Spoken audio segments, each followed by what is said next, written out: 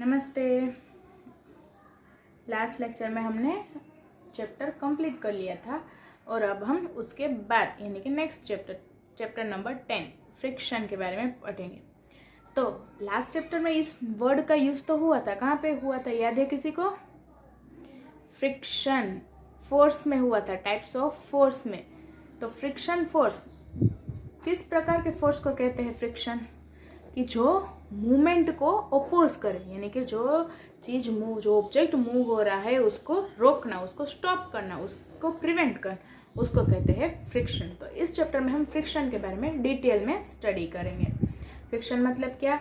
तो कि movement of object को ओपोज करना, oppose the motion of object, कोई भी ऑब्जेक्ट जो मोशन में है उसको ओपोज करना। तो चलो देखते हैं इंट्रोडक्शन।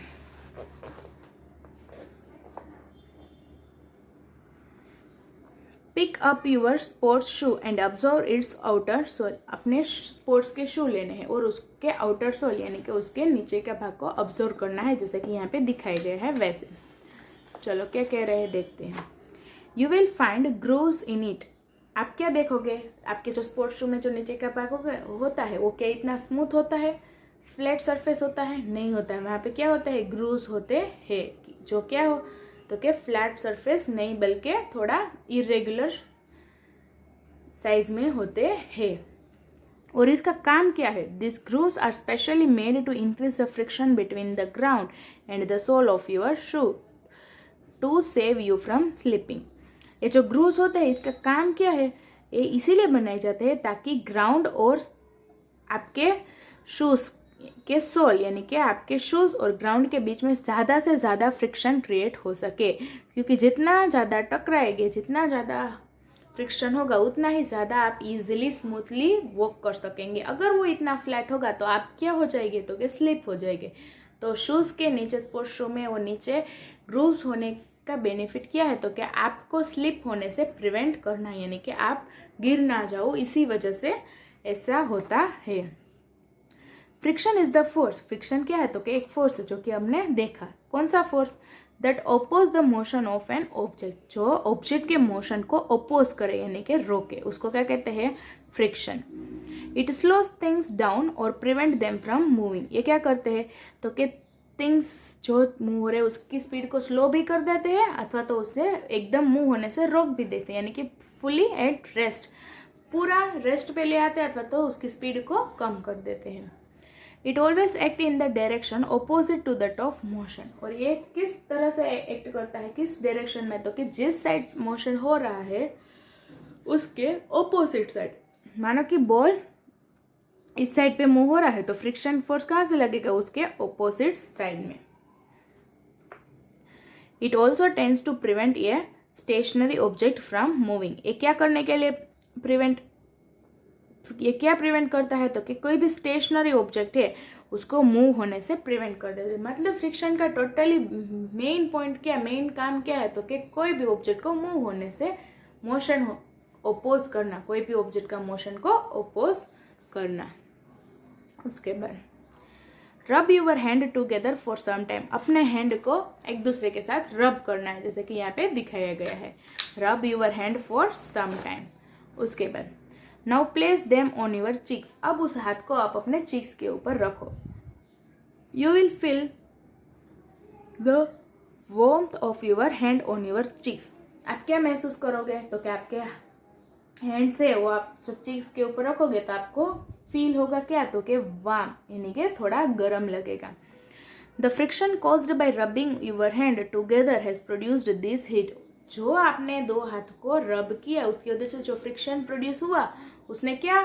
तो कि वहाँ पे हीट भी प्रोड्यूस कर दी। जो फ्रिक्शन वहाँ पे हुआ उसने हीट प्रोड्यूस कर दी। तो इससे हमें क्या मालूम पड़ता है?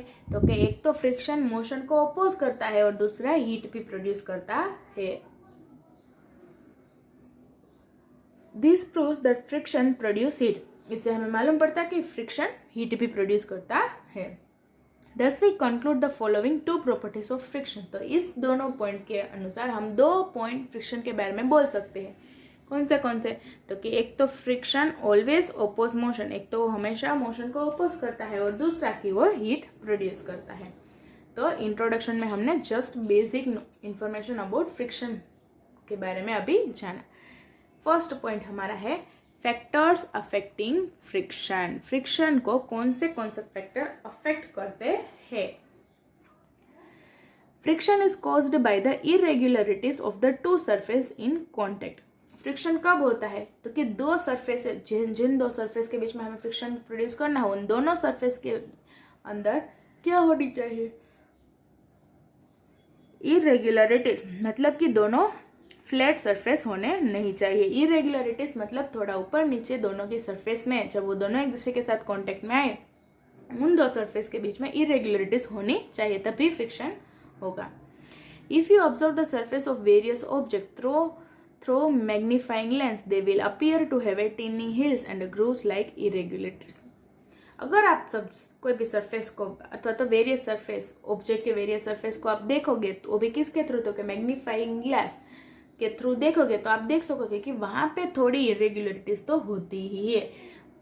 फ्लैट सरफेस में भी अगर आप मैग्नीफाइंग ग्लास के थ्रू देखोगे तो थोड़ी बहुत तो आपको इरेग्युलरिटीज दिखेगी। When the surface of any two object or in contact, these tiny hills and grooves entangle। जब आप कोई भी दो ऑब्जेक्ट के सरफेस को एक दूसरे के साथ कांटेक्ट में लाओगे तब क्या होगा, तो कि दिस टिनी हिल्स, जो वहां पे टिनी हिल्स है यानी कि छोटे बहुत ऊंचे नीचे जो होता है ना, टिनी मतलब छोटा, हिल्स यानी कि पहाड़ जैसा, तो जो सरफेस होता है वो एकदम फ्लैट नहीं होता, उसके अंदर माइनॉरिटी क्या होती है, टिनी हिल्स, ग्रूव्स यानी कि जो हमारे शूज के नीचे जो हमें दिखाई देता है उसको कहते हैं ग्रूव्स।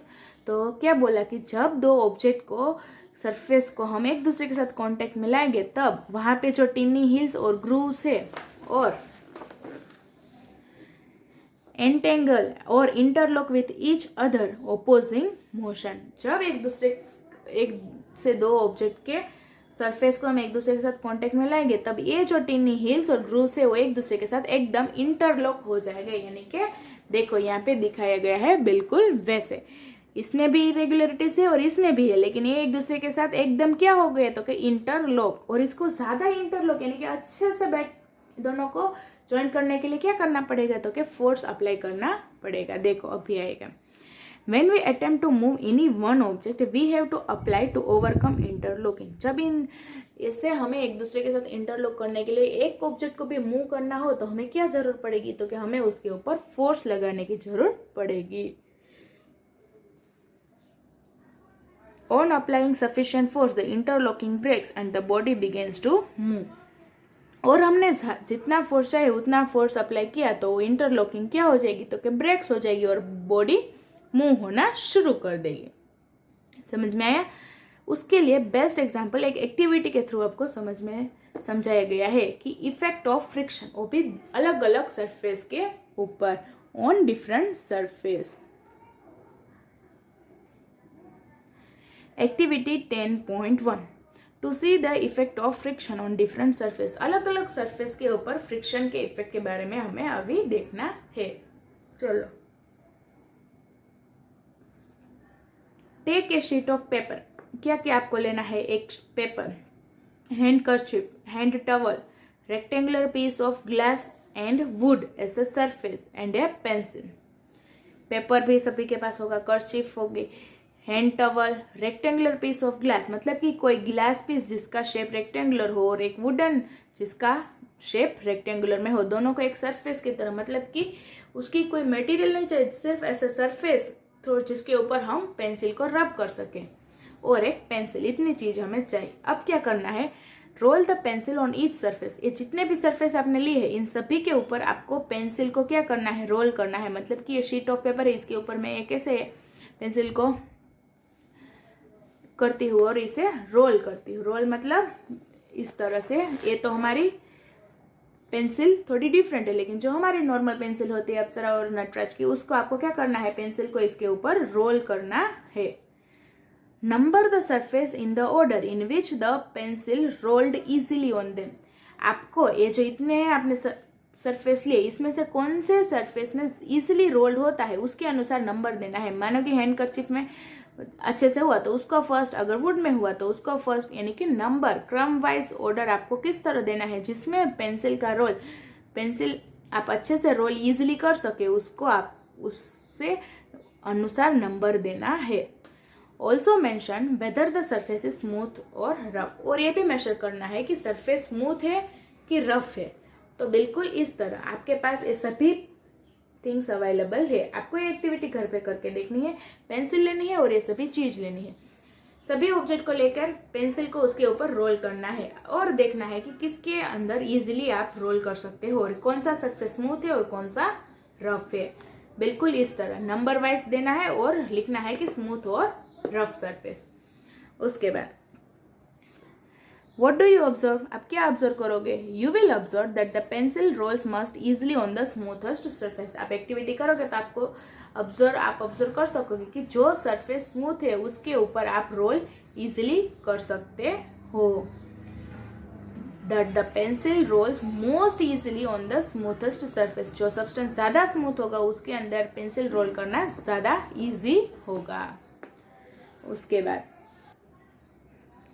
फ्रॉम एक्टिविटी 10.1 अभी हम एक्टिविटी देखिए, उसमें से we can conclude that friction increase with roughness of the surface. उस एक्टिविटी के थ्रू हम ये बोल सकते हैं कि फ्रिक्शन कब इंक्रीज होगा? जब सरफेस का रफनेस ज़्यादा हो तब। जब तक स्मूथ सरफेस है तब तक फ्रिक्शन प्रोड्यूस होगा नहीं। जैसे ही सरफेस का रफनेस बढ़ जाएगा वैसे फ्रिक्शन की लेवल भी बढ़ जाएगा। This is because rough surface are more irregular than smooth surface. ये इसीलिए क्योंकि रफ सरफेस जो होते हैं वो स्मूथ सरफेस की कंपैरिजन में ज़्यादा इरेगुलर होते हैं। इरेगुलर मतलब रेगुलर मतलब कि स्ट्रेट एक ही यूनिकली, और इरेगुलर मतलब कि थोड़े ऊंच नीचे जो साइज में उसके आकार में जो डिफरेंसेस आते हैं उसको इरेगुलर, यानी कि रफ सरफेस ज़्यादा इरेगुलर होता है as compare to smooth surface. So the force of friction is greater in rough surface than in smooth surface. इसी वजह से रफ सरफेस में फ्रिक्शन ज़्यादा होता है as compare to smooth surface में। क्यों? क्योंकि अभी हमने बोला कि फ्रिक्शन कब इंक्रीज होगा? जब वहाँ पे रफनेस ज़्यादा होगी। तो ऑब्वियसली रफ सरफेस है तो वहाँ पे फ्रिक्शन ज़्यादा होगा as compare to smooth surface. अब उसको एक एग्जाम्पल के थ्रू समझाए गए। Take a brick and push it on the floor with your hand. Brick मतलब तो सभी को मालूम है, जो हाउस को बिल्ड करने में जो यूज होते हैं उसको ब्रिक बोलते हैं। आपको लेना है ब्रिक और उसको क्या करना है? Push it on the floor with your hand. जैसे यहाँ पे आपको दिखाया गया है, अपने हैंड की मदद से फ्लोर के ऊपर उसे पुश करना है। पहले फ्लोर के ऊपर रख दो ब्रिक और अपने हैंड की मदद से क्या करो? उसे थोड़ा पुश करो। Now keep another brick on it. अब उसके ऊपर दूसरी एक ब्रिक रखो, जैसे कि यहाँ पे बताया गया है। एक ब्रिक को आपने फ्लोर पे रख के पुश करके देखा, अब उसके ऊपर दूसरी ब्रिक रखो, अब फिर से उसको पुश करना है। देखो, try it to push them. अब उन दोनों को साथ में रख के आपको पुश करना है। Was it as easy as it was when there was only one brick. क्या ये उतना ही आसान होगा जितना आपने एक ब्रिक को रख के जितना जैसे पुश किया था वैसे ही ये भी आसान होगा दो ब्रिक को एक साथ में पुश करना। You will notice that you have to apply more force to push two brick although the surface area of contact remain same।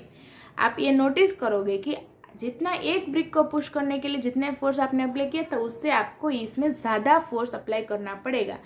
Although लेकिन वहाँ पे कॉन्टैक्ट एरिया तो उतना ही है। कैसे? देखो, जब एक ब्रिक जमीन पे था तो उतना ही फ्लोर में उसने जगह रोकी थी। अब उसी के ऊपर हमने दूसरा रखा है, उसके साइड में नहीं रखा है, तो कॉन्टैक्ट एरिया तो उतना ही है, लेकिन उसे पुश कर उसे हटाने के लिए मूव करने के लिए हमें ज़्यादा फोर्स अप्लाई करना पड़ेगा। उसके बाद this proves that friction increase when mass increase. और इससे हमें यह मालूम पड़ता है कि जब मास बढ़ जाता है, वेट बढ़ जाता है, तब फ्रिक्शन भी बढ़ जाता है।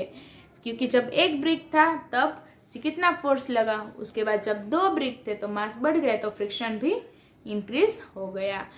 फ्रिक्शन कब कब इंक्रीज होता है? जब रफनेस सरफेस का बढ़ जाए तब भी फ्रिक्शन इंक्रीज होता है, और जब मास इंक्रीज हो तब भी इंक्रीज होता है। तो thus the force of friction depends on, तो इसके अनुसार, इस जो भी तक हमने पढ़ा उसके अनुसार हमें बोल सकते हैं कि फ्रिक्शन किसके ऊपर डिपेंडेंट है? Force of friction depends on, एक तो nature of surfaces in contact, जो कांटेक्ट में आ रहे हैं उन दोनों के सरफेस के ऊपर, mass of object in contact, और दोनों के मास के ऊपर, जो ऑब्जेक्ट कांटेक्ट में आ रहे हैं उन दोनों के मास और उन दोनों के सरफेस के नेचर के ऊपर फ्रिक्शन का फोर्स डिपेंडेंट रहता है। आज हमने देखा फ्रिक्शन के इंट्रोडक्शन और उसके फैक्टर्स अफेक्टिंग, यानी कि किसके ऊपर डिपेंडेंट है। आज का आपका होमवर्क क्या है, तो क्या एक पॉइंट, फैक्टर्स अफेक्टिंग फ्रिक्शन, कौन से फैक्टर फ्रिक्शन को अफेक्ट करते हैं जो भी हमने देखा उसके मेन पॉइंट को आपको लर्न करना है और एक्टिविटी 10.1 करके देखनी है एंड विथ आंसर आपको ये एक्टिविटी कंप्लीट भी करनी है। जैसे इसमें दिखाए गए हैं बिल्कुल वैसे ही आपको लिखना है पूरी एक्टिविटी और इसके आंसर्स भी आपको लिखने हैं, करके देखना है तभी आंसर्स मिलेंगे। चलो आज के लिए इतना ही। नेक्स्ट लेक्चर में हम टाइप्स ऑफ फ्रिक्शन के बारे में पढ़ेंगे। नमस्ते।